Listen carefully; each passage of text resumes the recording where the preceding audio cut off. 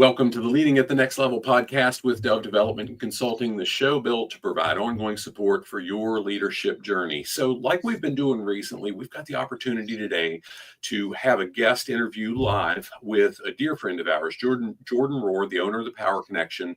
Jordan has been a friend for, close to 10 years. We work closely together on a lot of stuff. Most specifically, what we'll talk about here is the importance of purpose in an organization and the relationship that we've got with them leading into the 2025 Leadership Legacy experience. So, Jordan, as we get started, first off, thanks for being with me and really appreciate the opportunity to chat through this. Share an overview of your professional background, the industry you're in, a little bit about the Power Connection and the people that you serve. Well, very good. Thank you, Wes. I really appreciated taking this opportunity to be on this podcast with you. And I've really appreciated your and Cindy's relationship over the years. It kind of transcends, the business world. Obviously, we do various things together in the business world, but relationships go deeper than just business. So I really appreciate that. As it relates to my professional background, so I actually started out my career in the ag industry as a dairy farmer.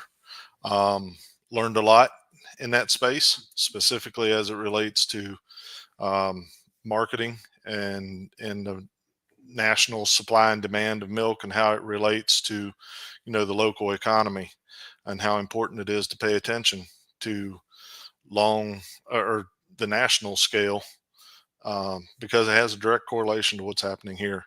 More lately, obviously the last 9 years, I've been privileged to lead the Power Connection team. We're an electrical contractor, power generation company, serving the local community to keep the world connected to power. And that includes connecting your devices and lighting, et cetera, in commercial spaces, but also ensuring through the power generation world that we keep the power on for people 24/7, 365. Yeah. So over the last week or so, I've seen a lot of folks on social media give credit, whether it's to the Power Connection specifically or just the industry as a whole, because with that ice storm we had late last week, it was pretty exciting to see how many people came to really appreciate the importance of backup power. Right. That's been a very interesting space for me over the last 9 years that I've been involved with this. 9 years ago, people were fairly cavalier about it when power goes out. The hysteria and the concern that happens when the power goes out today is just amazing. People have a very, very low tolerance level to not having power. And that's been something unique to me. I haven't tracked anything as far as statistics on it, but there's no question that today people there's zero tolerance for no power. Yeah, I mean, hey, I'm not going to kid you. I'm a little bit soft. I grew up in the country, and there were times without power. But man, I appreciate power. I like sleeping inside, and I like warmth. So those things are pretty important to me too. So one of the interesting things, you guys do a lot. It's not just power generation. You do commercial electrical. You do service. There's a wide breadth, but it's not specific about keeping the lights on. Talk a little bit about, for you specifically, what's that clear purpose for accepting that responsibility and why you do what you do as a business, but that really leads to the scope of the work you're doing. Sure. So often I try to explain to folks that ask this question or subjects related to it from the business world that we happen to be serving our community in the electrical and power generation space. But my personal motto is that we are here to create a environment that people can be successful where God has called them to be.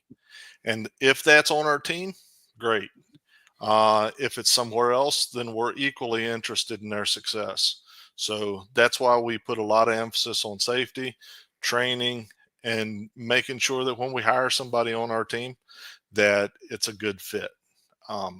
And it doesn't reduce the value of the person if they're not a good fit for us and our team.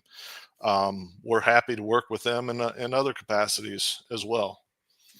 Yeah. And gosh, Jordan, that's so powerful. I heard a pastor say probably 20 years ago that just because it's not a good fit here doesn't mean one person's right or wrong. It means it's not a good fit. That's okay. It might be better served. And he was talking about congregations, but the reality is that applies to business. It applies to every relationship. And like you said earlier, I'm as excited, I'm more excited about the friendship that Cindy and I've been able to develop with you and your team and just as importantly, your family over the last, I don't know, 8, 9, 10 years as the business relationship. Now, I remember the first time we talked on the phone, the very first conversation that you and I had, Cindy and I were at an event for about a week in Orlando, Florida, and it was really around the Live to Lead Harrisonburg event. And we'll come back to that in a second, but we hit it off right from the bat on the importance of searching and seeking out leadership development and training. Talk a little bit about what motivated you initially, because I know we weren't the first place that you had access to it. What was that like for you, and what really led you to pursue that intentionally like you have? Well, obviously coming from the background that I have where I was working with animals and on the farm, I didn't have a lot of employees. I had a couple. But when I shifted to this role, um, very quickly I became, it smacked me upside the head that working with people is extremely difficult. It's challenging, but it's also extremely rewarding, which is why I continue to do what I do. So I invest in leadership development and training because I owe it to my team to be the best leader that I can be.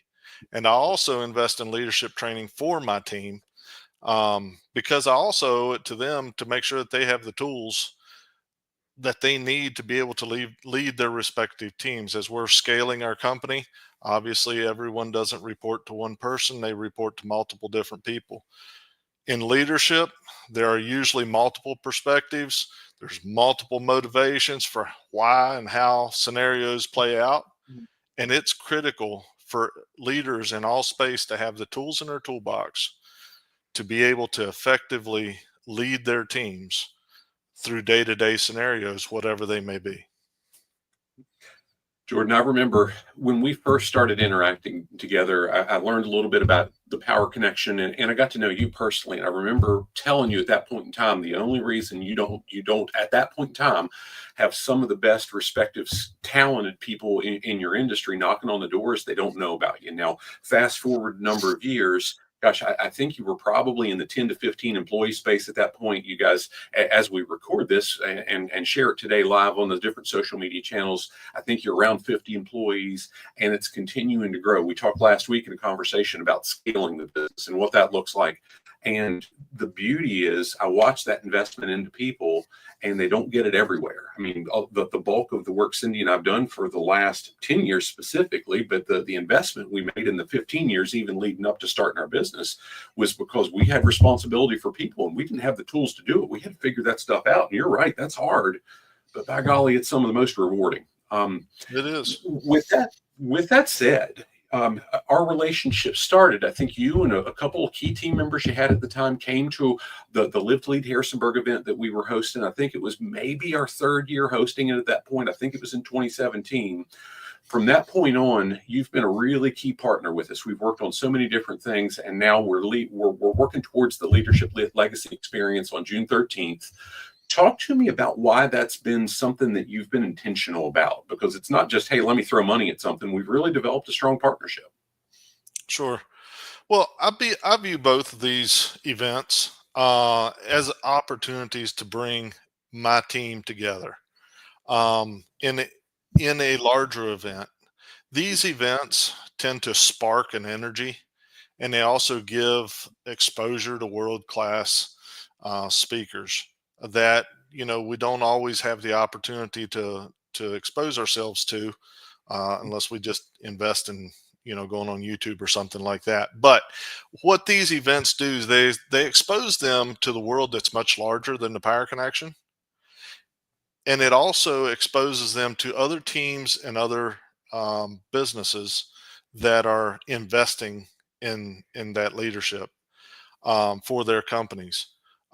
Gives networking opportunities. It gives us, it also exposes which companies that we really want to work with. Not saying that if you don't come to this, we don't want to work with you, but companies that invest in their team uh, are definitely easier to work with. A secondary reason I participate and I'm part of it, I know that there are other companies, smaller companies, that may not be able to invest to the level and the degree that's necessary to put on these kind of events. And they're good people as well. And I love giving back to the community and allowing these types of events to come to our community so that everybody in the community can experience this. And instead of shipping you know our company or running them off to some big event center in some big city somewhere. So I love seeing this type of event come into our town, and so I want it to continue to happen.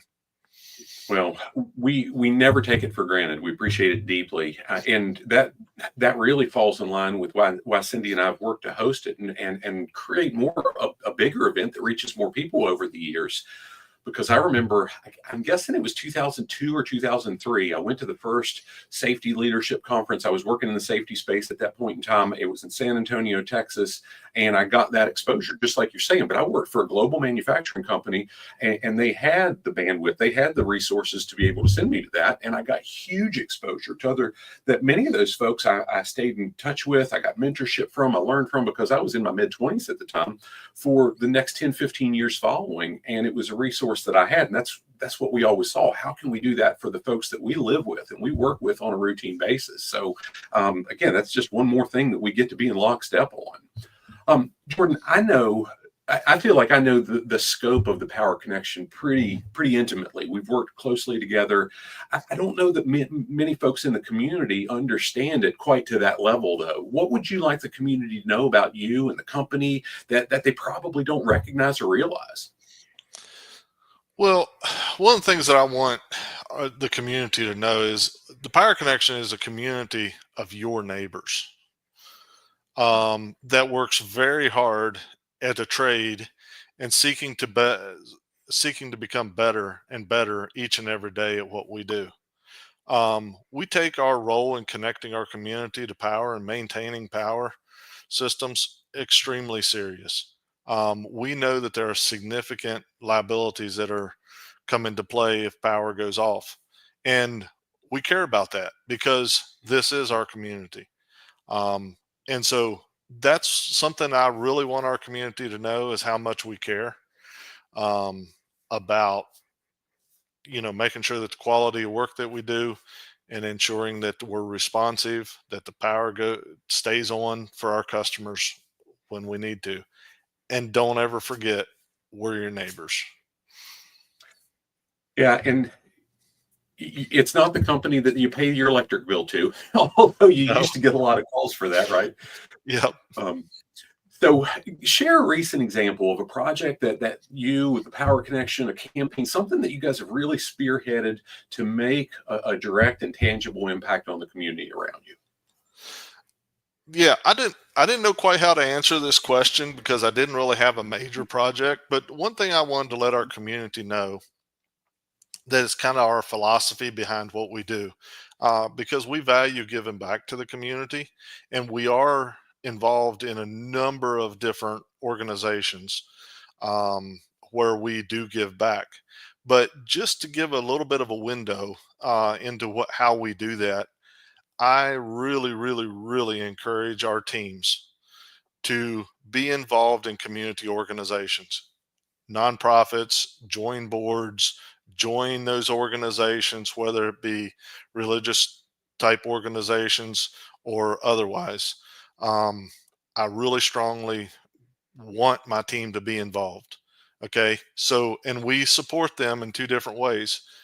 I, if one of my teammates comes and says, I'm part of a organization and it fits our core values, we support them with financial donations. And secondarily, we give them space, we give them time off, we give them, whatever's necessary so that they can personally invest. So that is our philosophy behind our giving back to the community is we want somebody on the Power Connection team to be involved in that organization versus just throwing money at an organization that we don't have any connection to. So I just wanted the community to know that, yeah, there's a lot of organizations from rec leagues and, you know, and, well, I won't get into all the organizations, but there are quite a few that we're involved with that our team is participating in, and we put money and time behind it. Yeah, and it's got a wide reach. I mean, you mentioned ag earlier. One of the first interactions that Cindy and I had with your team away from the power connection was through the Virginia Poultry Federation. I know you've been active with that for years, and there's just so many, be it the county fairs and when the kids are selling their animals and so on. I know you guys do a lot with that, and there's just countless ways that are there. And I would say that trickle down effect's pretty significant because I've watched you mentioned your core values. I've watched how you try to align that, but what you do corporately and what you do individually. I mean, while the space that you work in is in the construction space, it's in the power generation. I also know you're involved at the county level in some of the administrative processes and so on. And that's certainly not because it's a whole lot of money that comes with it or it's a whole lot of fun. It's really out of how do you serve, right? Right. With all that being said, Jordan, talk a little bit about the purpose of your organization and how it really aligns with your individual values and purpose, because you've already mentioned the company core values. Talk about how you've worked to make those align. Right. So our culture is built on providing three key elements that I believe that a person needs to be successful. And my team is probably tired of listening to me talk about this, but I personally feel like a person needs to be respected, and a person's value is established because God created you, and we are obligated to respect each person regardless of their position or their actions. The second one is a challenge. Each person needs to wake up and have a reason to get out of bed every morning. They got to have a purpose in their role, and they got to be able, sometimes you got to help them understand what that is. So that's something that we're pretty important here, that we want people to understand that there's value in doing what you do for the power connection. And the third thing is compensation. And, while the financial aspect of your role and being compensated is very important, um, perhaps the most important thing is having clear and honest feedback on your performance, whether it be that you need to improve or if you're doing a great job. You need that clear and honest feedback, and we're committed to giving that to each team member here. Yeah, Jordan, I've often heard folks say, "Hey, I don't need all that thank you or that recognition and so on." And I do a lot. We talk a lot about communication and behavior styles, and the reality is maybe they don't want it in front of a team, in front of a group of people. But I've never seen somebody that doesn't appreciate a pat on the back saying, "Hey, man, I appreciate the work you're doing," and that's. I love hearing that. The folks that I interact with on your team that say, "Hey, Jordan's frequently coming through and checking in on us. Hey, what can I do to help you do your job better? What do you need from me? Appreciate what you're doing." I don't know that people get tired of that. So I would challenge you to keep on talking about that three-legged stool, my friend. It makes a difference for them.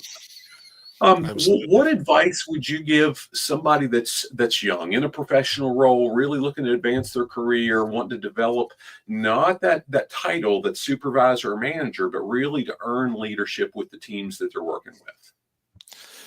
So I kind of say this because I just recently happened to me. Stay humble, or you will get humbled. But focus on the team, empower them, train them, help them to remove barriers to their success, and the results will give evidence to how you're doing. Okay, the financial metrics that you may set up for your company, they will give you evidence of how you're doing. If you focus solely on the results, you may be successful short term, but it's probably not going to be sustainable long term, because the fundamentals behind what's going on are not going to be there to sustain it long term. So I would really strongly stay humble and focus on their team, empower them to to be able to be successful. Yeah, you said it early on, the relationship is an important part of any business aspect. I'm extremely thankful for the friendship, the relationship that we've had over the last close to a decade, like I've said a few times. But gosh, it's such an important part in that leadership role too, right? I mean, it's not about cracking the whip and saying, you got to do this because I said so, because that's only going to work as long as you're over their shoulder cracking the whip and saying, because I said so. But boy, staying humble and developing, growing people, a lot of the things that you've shared about here, it catches up. It's one of those deals we can't outgive God. And that's kind of the perspective we've got to have when we're sowing into other people and helping to develop them. And by golly, it helps us develop too. As we bring this to a close, what would you like to share and kind of leave folks to think about? Because as we record this, we're about 4 months away from the Leadership Legacy experience, and this will be used in a couple different ways leading into it. What would you like to challenge folks with? Well, I just want to challenge people to make sure that you look into your own life and make sure that your purpose for why you do what you do aligns with what you do. And that integrity that will come forth out of that is going to be invaluable when you're dealing with conflict, whether it be with other, customers or dealing with other vendors, etc. Make sure that your actions and your core values and who you say that you are in strict alignment. It'll go a long ways to reaping big rewards long term. Yes, sir. Jordan, thank you for taking the time to do this with me. I know you've got a crazy full schedule, especially this week with some of the things you've got in play. Thanks for taking the time to do it. Hang with me as I bring this to a close, and we'll go from there. So everybody out there, thanks for listening to the Leading at the Next Level podcast. If you'd like to go into deeper into anything that we've shared here, reach out to us. We've got a full program called Leading at the Next Level that's got more than 150 digital lessons. We do live lessons in that every week. If you've got interest in a 45-day all-access trial at no cost, send us an email at admin@dove-development.net, and we'll hook you up with that.